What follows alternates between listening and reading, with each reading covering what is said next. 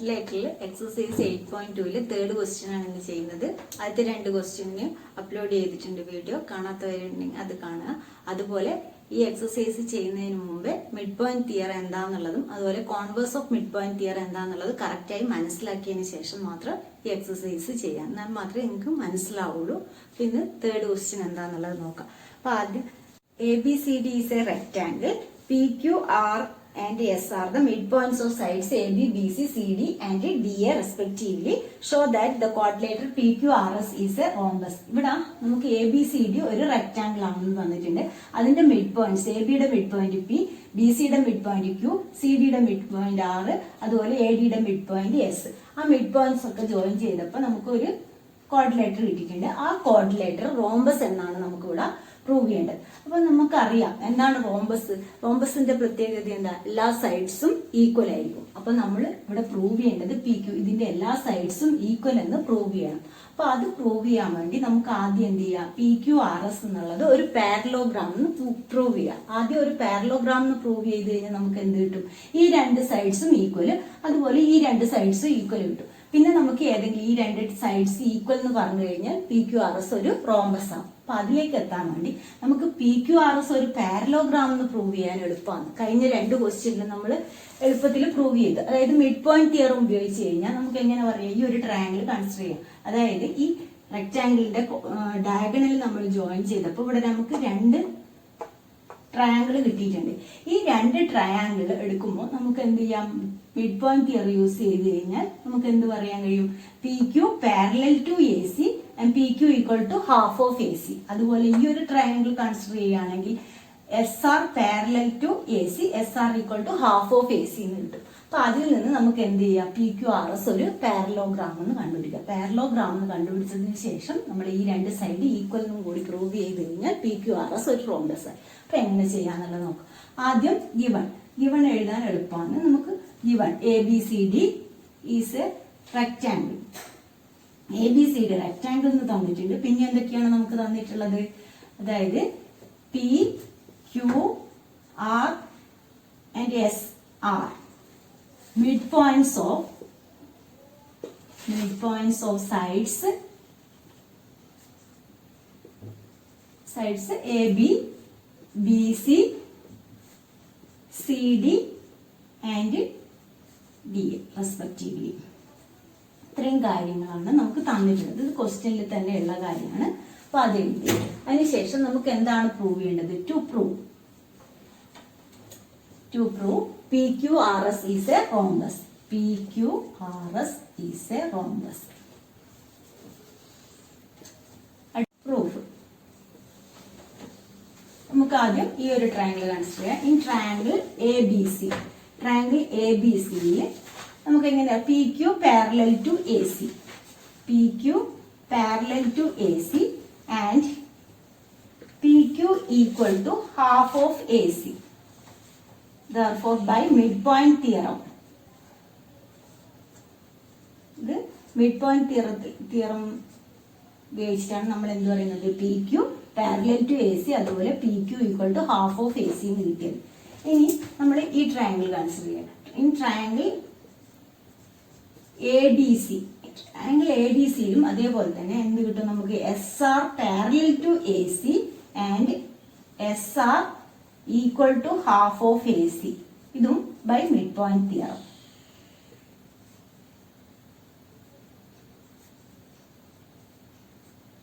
അപ്പോ ഇതിന് നമുക്ക് ഇക്വേഷൻ 1 എന്ന് കൊടുക്കാം, ഇത് 2 എന്ന് കൊടുക്കാം. ഫ്രം 1 and 2 നമുക്ക് എന്ത് പറയാം? PQ പാരലൽ ടു AC ആണ്, SR പാരലൽ ടു AC ആണ്. അങ്ങനെയാണെങ്കിൽ നമുക്ക് ഇതിൽ രണ്ടിൽ നിന്നും എന്ത് കിട്ടും? ഫ്രം ഇക്വേഷൻ 1 and 2 രണ്ടില് AC ഉണ്ട്. അപ്പൊ നമുക്ക് എന്ത് പറയാം? PQ പാരലൽ ടു SR എന്ന് പറയാം. അതുപോലെ PQ equal to half of AC ആണ് ഇവിടെ, SR equal to half of AC ആണ്. എങ്കിൽ right hand side half AC equal ആയിട്ട് വന്നതുകൊണ്ട് നമുക്ക് PQ ഈക്വൽ ടു SR. ഇവിടെ നമ്മൾ നോക്കുവാണെങ്കിൽ PQRSല് PQ പാരലൽ ടു SR ആണ്, അതുപോലെ PQ ഈക്വൽ ടു SR ആണ്. അങ്ങനെയാണെങ്കിൽ നമുക്ക് എന്ത് പറയാം? Therefore PQRS is a parallelogram. അപ്പൊ നമ്മൾ പാരലോഗ്രാം എന്ന് പ്രൂവ് ചെയ്ത് കഴിഞ്ഞു. ഇനി നമുക്ക് എന്താണ് പ്രൂവ് ചെയ്യേണ്ടത്? ഈ രണ്ട് സൈഡ്സും കൂടി ഈക്വൽ എന്ന് പ്രൂവ് ചെയ്ത് കഴിഞ്ഞാൽ PQRS ഒരു റോംബസ് ആയി. അതിനുവേണ്ടി നമുക്ക് എന്ത് ചെയ്യാം? ഇവിടെയുള്ള ഈ രണ്ട് ട്രയാങ്കിൾ കൺസിഡർ ചെയ്യാം. ഈ ട്രയാങ്കിളും ഈ ട്രയാങ്കിളും APSഉം BPQ.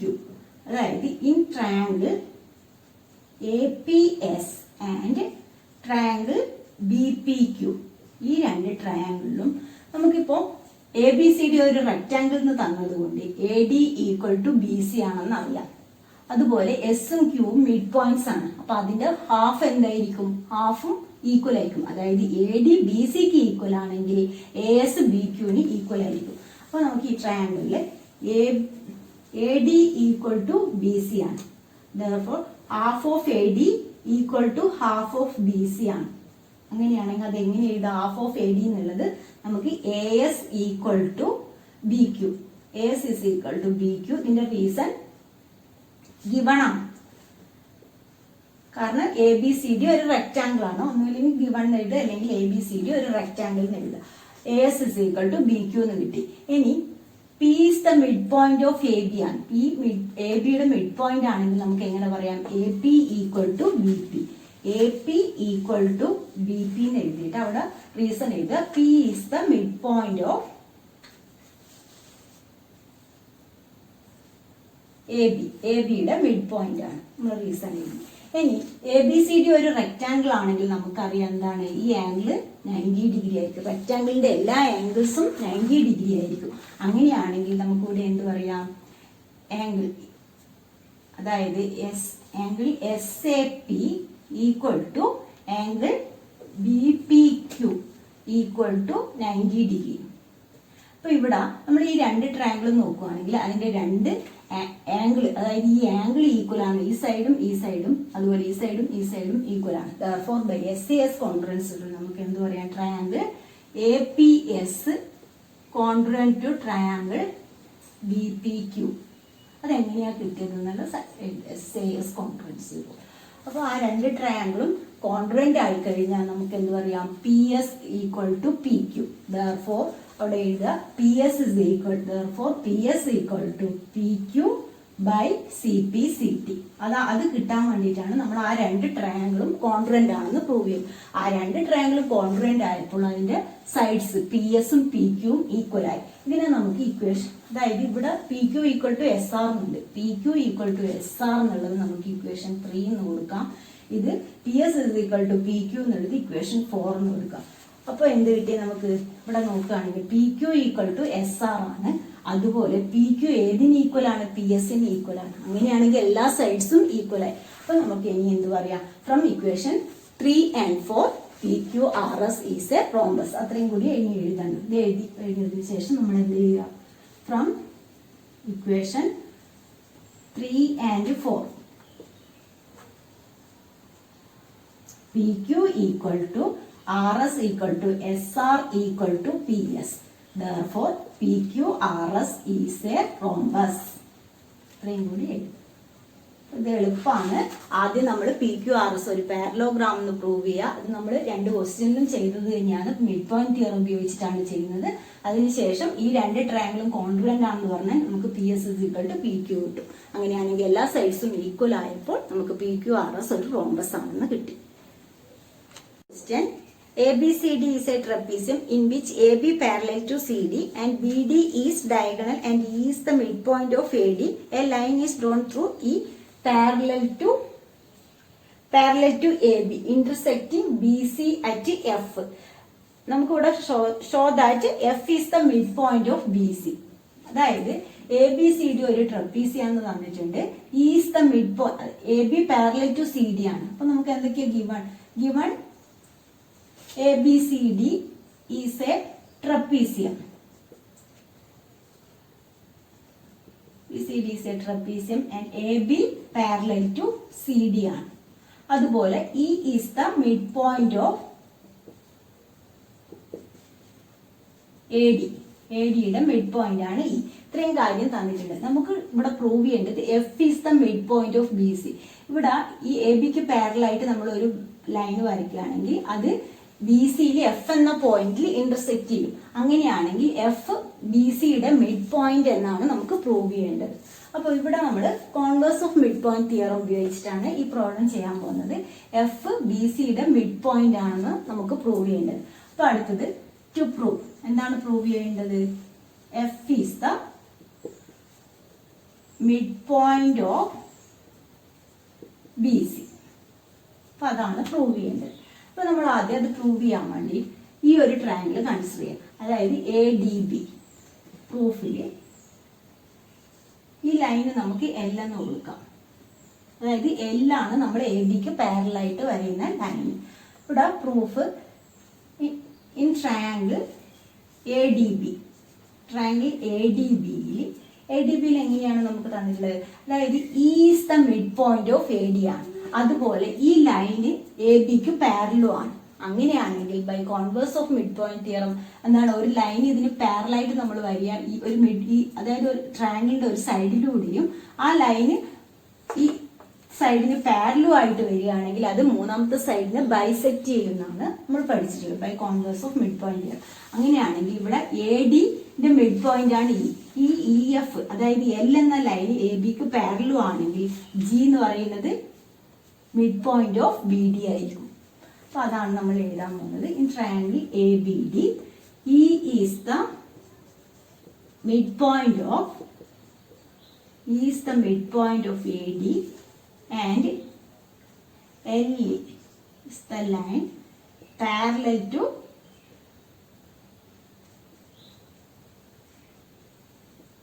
AB. L parallel to A B ആണ്. എൽ എന്ന ലൈൻ എ ബിക്ക് പാരലും ആണെങ്കിൽ നമുക്ക് എന്ത് പറയാം? ട്രയാങ്കിൾ എ ഡി ബിയിൽ G is the mid point of B D. എങ്ങനെയാണ് നമുക്കത് കിട്ടിയത്? By converse of mid point theorem.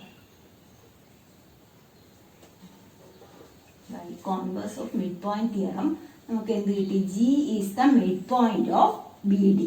ഇനി നമ്മൾ ജി ഇതിന്റെ മിഡ് പോയിന്റ് കിട്ടിയതിനു ശേഷം ഈ ഒരു ട്രയാങ്കിൾ, ഇപ്പുറത്തുള്ള ട്രയാങ്കിൾ ഇല്ല, അതായത് ബി ഡി സി, ഈ ട്രയാങ്കിൾ ബി ഡി സി അതും അതേപോലെ തന്നെ പറയാം.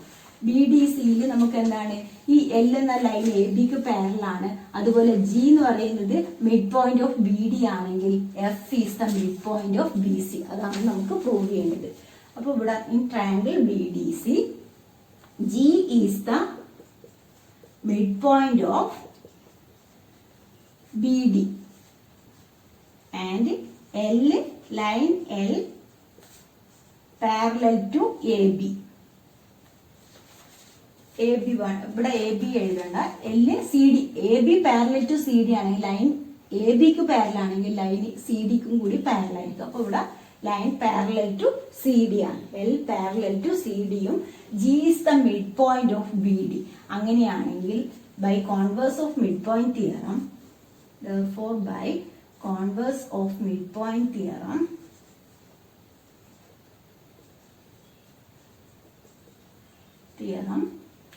F is the midpoint of BC.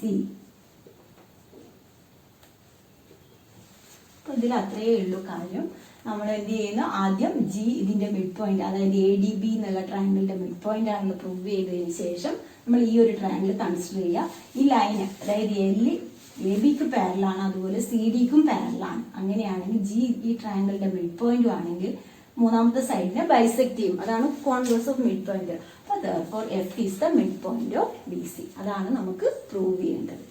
F is the midpoint of BC. Fifth question. In a parallelogram ABCD എന്നുള്ള പാരലോഗ്രാമിൽ E and F are the midpoints of sides AB and CD respectively. Show that the line segment AF and EC trisect the diagonal BD. ഈ BD എന്ന ഡയഗണലിനെ trisect ചെയ്യുന്നു. അങ്ങനെ trisect ചെയ്യാന്ന് പറഞ്ഞു കഴിഞ്ഞാൽ മൂന്നായിട്ട്, അതായത് ഒരു ഡയഗണൽ അതിനെ 3 പാർട്ടായിട്ട് ഇങ്ങനെ ബൈസെക്ട് ചെയ്യും. അതായത് D P equal to P Q equal to B Q എന്നാണ് നമുക്ക് ഇവിടെ പ്രൂവ് ചെയ്യേണ്ടത്. അതായത് ഈ രണ്ട് ലൈൻ എ എഫും ഇ സിയും ഡയഗണൽ ബി ഡിനെ ട്രൈസെക്ട് ചെയ്യുന്നു എന്നുള്ളതാണ് പ്രൂവ് ചെയ്യേണ്ടത്. അപ്പൊ സൈഡ്സ്, അതായത് D P equal to P Q equal to B Q എന്നാണ് പ്രൂവ് ചെയ്യേണ്ടത്. അപ്പൊ അതിനു വേണ്ടി ആദ്യം നമ്മൾ ഇതിൽ രണ്ട് ട്രയാങ്കിൾ കൺസിഡർ ചെയ്തിട്ട് അതിന്റെ കോൺവേഴ്സ് വെച്ചിട്ടാണ് നമ്മൾ ഇത് പ്രൂവ് ചെയ്യാൻ പോകുന്നത്. അതായത് എ പി ബി എന്നുള്ള ട്രയാങ്കിൾ എടുക്കും, അതുപോലെ ഡി ക്യു സി, ഈ രണ്ട് ട്രയാങ്കിളും വെച്ചിട്ടാണ് ഇതിൽ ചെയ്യേണ്ടത്. അതിലേക്ക് എത്തുന്നതിന് മുമ്പേ നമുക്ക് എന്ത് ചെയ്യണം, ഈ AEFC എന്നുള്ളത് ഒരു പാരലോഗ്രാം ആണെന്ന് ആദ്യം പ്രൂവ് ചെയ്യണം. അപ്പൊ ആദ്യം എന്തൊക്കെയാണ് ഗിവൺ എന്നുള്ളത്.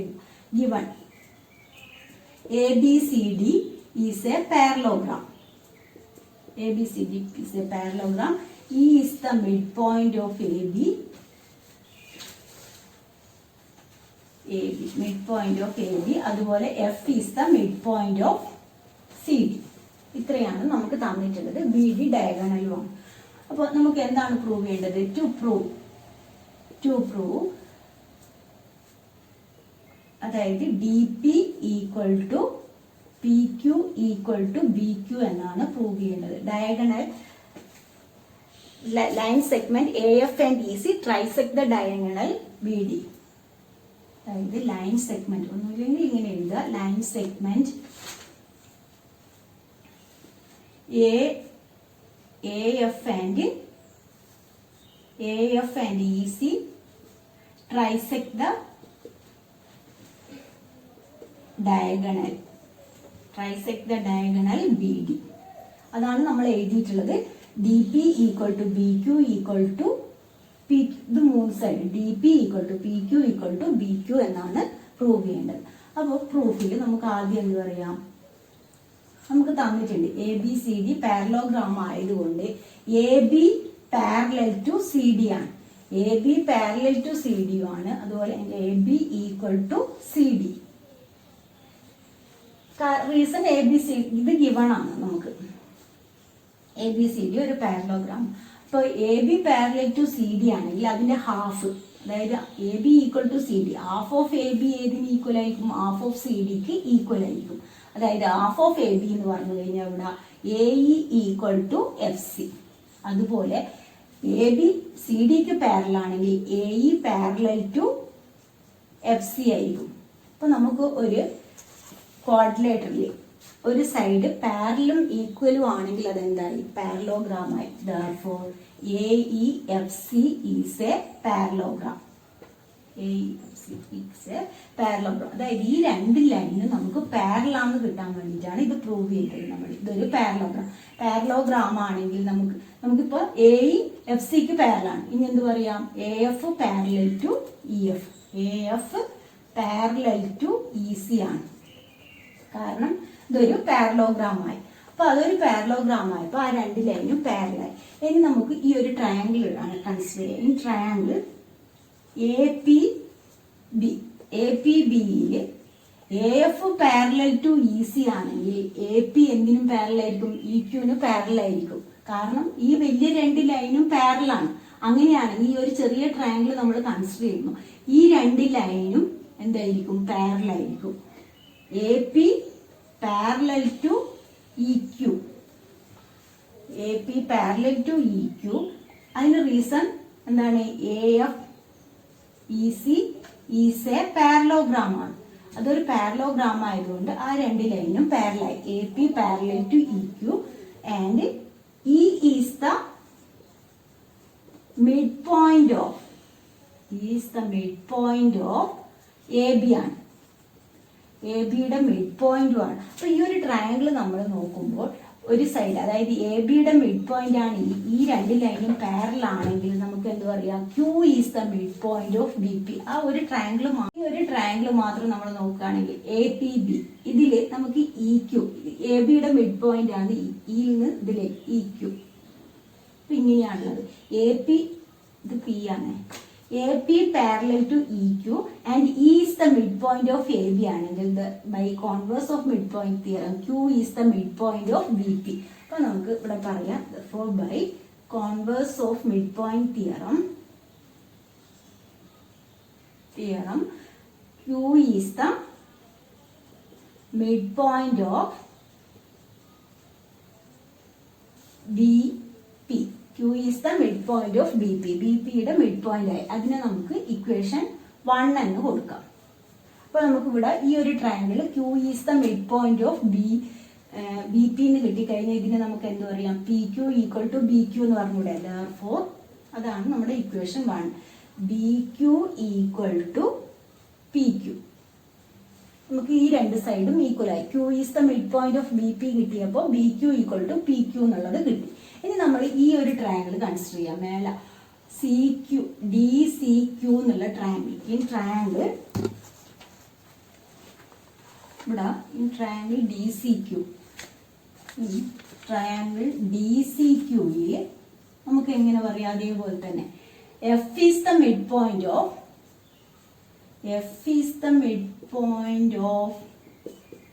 C D. സി ഡിയുടെ മിഡ് പോയിന്റ് ആണ്. അതുപോലെ P F parallel to Q C ആണ്. P F parallel to Q C. അങ്ങനെയാണെങ്കിൽ by converse of mid point theorem